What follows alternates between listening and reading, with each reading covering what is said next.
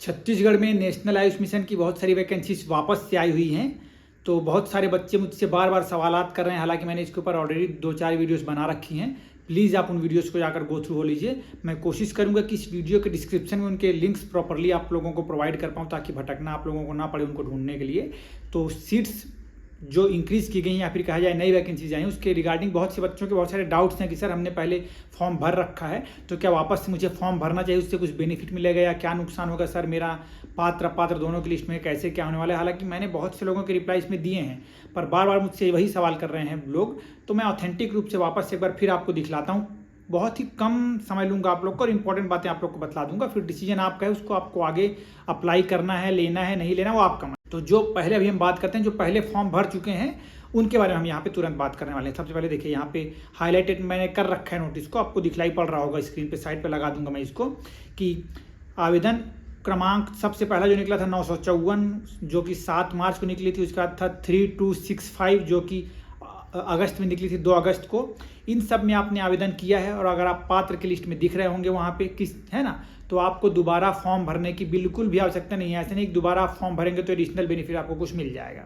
अगर आप अपात्र थे इस दौरान तो आप लोग को पता ही होगा कि अभी इन एलिजिबल बच्चों के लिए वहाँ पे एक फॉर्म मतलब कि निकला था कि किन कारणों से आप इन एलिजिबल हैं और आप उसमें दावा आपत्ति कर सकते हैं। तो आप जाकर सीधा उसमें दावा आपत्ति कर लीजिए, उससे आपका क्लियर हो जाएगा। वापस से नया फॉर्म, नया डीडी बनाकर पैसे वेस्ट करने की आपको आवश्यकता नहीं है। यहाँ पे उसी पुराने फॉर्म में आपका काम चल जाएगा।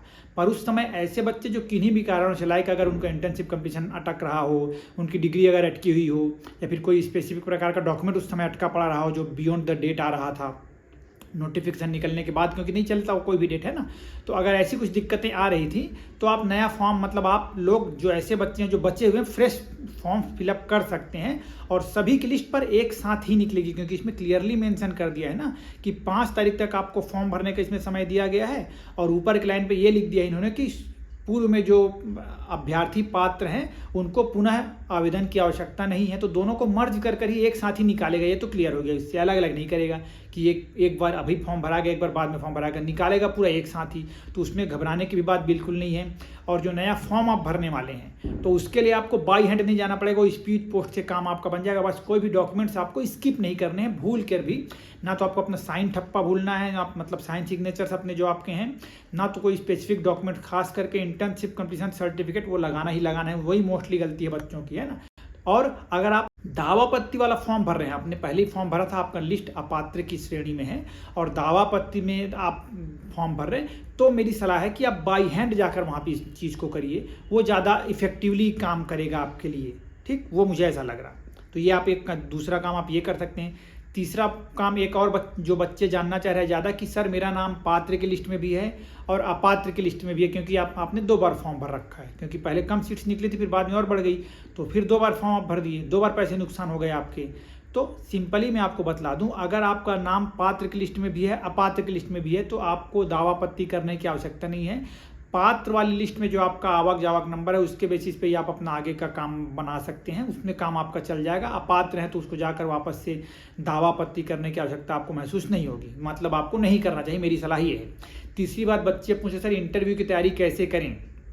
उसके पहले एक और सवाल ये है कि कितने बच्चों को सर इंटरव्यू के लिए बुलाया जाएगा। तो मुझे ऐसा लगता है कि जितने लोग अभी लिस्ट में आ जाएंगे, अभी जो फाइनल लिस्ट आएगी पात्र बच्चों की, पात्रों की जो लिस्ट निकलेगी, तो जितनों के नाम रहेंगे सभी को मतलब कि सभी को इंटरव्यू के लिए बुलाया जाएगा, ऐसा मेरा सोचना है। क्योंकि यहाँ पे हमारी स्नातक का मतलब BMS का जो नंबर है उसका 80% वेटेज है और इंटरव्यू का 20% वेटेज है ना। तो अगर एक स्पेसिफिक राउंड पे बुला लेंगे तो मार्जिन वाले जो बच्चे हैं, अगर टॉपर बच्चों को बुला ले उनको तो दिक्कत नहीं होगी, जिनके नंबर्स में बहुत ज़्यादा गैप है उनको तो दिक्कत नहीं होगी। बट जो अंतिम के बच्चे हैं जिनमें 1-2 नंबर से ऊपर नीचे हो सकता है कि भाई लाइक इंटरव्यू में किसी को 5 दिए और इंटरव्यू में किसी को 10 दिए, तो वो जो 5-10 नंबर का गैप है उससे बहुत बड़ा खेल अंतिम में हो सकता है। तो मुझे नहीं लगता कि स्पेसिफिक ऊपर के सेलेक्टेड 3 गुना या 2 गुना बच्चों को या फिर उतने ही लिमिटेड बच्चों को बुलाया जाएगा। मुझे लगता है कि पात्र में जितनी लिस्ट में नाम आएंगे, पात्र की लिस्ट में, उन सभी को इंटरव्यू देने का मौका दिया जाएगा। उसके बाद एक फाइनल मेरिट लिस्ट बनेगी, उसके बिहाफ पे फिर एडमिशन प्रोसेस ये कराएंगे, ऐसा मुझे ये लगता है। अब आती है इंटरव्यू के बाद, तो इंटरव्यू कैसे देना है उसके ऊपर भी डिटेल वीडियो मैंने बहुत मेहनत से बनाई है, तो प्लीज़ उस वीडियो को पूरा देख लीजिएगा। कुछ बेसिक बातें आप लोग को बतला देता हूँ कि बहुत ज़्यादा कठिन सवाल नहीं पूछ रहे हैं, जीके के सवाल वो नहीं पूछते हैं, बेसिक सिंपल नॉलेज जो पब्लिक रिलेशन में हमको नॉर्मल ट्रीटमेंट करने के लिए जानने हैं वो सब ऐसे करके सवाल पूछ रहे हैं। हालांकि आपका इंटरव्यू कैसे जाता है उसका तो कोई खास महत्व मुझे दिखलाई नहीं देता है, क्योंकि अल्टीमेटली उनका जो सिलेक्शन है वो देसी जुगाड़ वाले सिलेक्शन से ही सिलेक्शन हो पा रहा है लोगों का। और लगातार लोगों के कॉल्स मेरे पास आ रहे हैं कि सर इतना डिमांड आ रही है तो क्या ये सही है या गलत है। तो ये डिमांड वाली बात है ना, ऐसा नहीं है कि हमारे अधिकारियों तक ये इस बात की खबर नहीं है, उनके शह में ये सब बातें हो रही हैं, तो मैं उसमें ज़्यादा कुछ नहीं बोल सकता हूँ। अब आपके ऊपर डिपेंड करता है कि आपको आगे उसमें निर्णय क्या लेना है। तो उसमें ना मेरा कोई अप्रोच है, ना उसमें मैं किसी को सलाह दे सकता हूँ, वो आपको स्वयं उस बारे में निर्णय लेना है। इंटरव्यू कैसे क्या करना है आपको, तो नॉर्मल सवाल ही पूछ रहे हैं, बहुत कठिन सवाल नहीं पूछ रहे हैं। जीके का सवाल तो नहीं पूछे हैं बिल्कुल भी, क्योंकि हमारे फील्ड वाले मतलब सीनियर्स या टीचर्स जो कह लीजिए उसमें अधिकारी बैठेंगे हमारे फील्ड से ही रिलेटेड हैं, या फिर हमारे फील्ड की बातें की जाएगी, आयुष मिशन क्या है कैसे, ये सब की तरह के ही सवाल वहाँ पे हो रहे हैं। और फॉर्मल ड्रेस पहनकर ही आप जाइएगा, बहुत ज़्यादा चमक धमक वाला तो ऐसे इंटरव्यूज में लोग यूजुअली पहनकर नहीं जाते हैं। बाकी उन सब का भी कोई, ये सब चीज़ें सेकेंडरी हैं, प्राइमरी बस एक वही चीज़ है जुगाड़। तो आपको उसका निर्णय खुद लेना पड़ेगा। बेसिक बातें मैंने आपको बतला दी हैं। नया फॉर्म भरकर पैसे बर्बाद करने की आवश्यकता नहीं, मेरी सलाह ये है।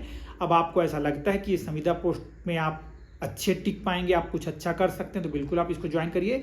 मेरी ओर से आप सभी के लिए बहुत बहुत शुभकामनाएं हैं। और किसी भी प्रकार की इनके अलावा कोई डाउट हो तो प्लीज़ मुझे कमेंट कर दीजिएगा, क्योंकि मुझे लगता है कि मैंने इससे रिलेटेड काफ़ी सारी इन्फॉर्मेशन आप लोग को अच्छे तरीके से देने का प्रयास कर दिया है। तो आई होप कि मेरी इन वीडियोस से आप लोग को सहायता मिल रही है, आप लोग हेल्प ले पा रहे हैं, और डिसीजन मेकिंग में भी एक आपकी मेरी ये वीडियोस हेल्प जरूर करेंगी।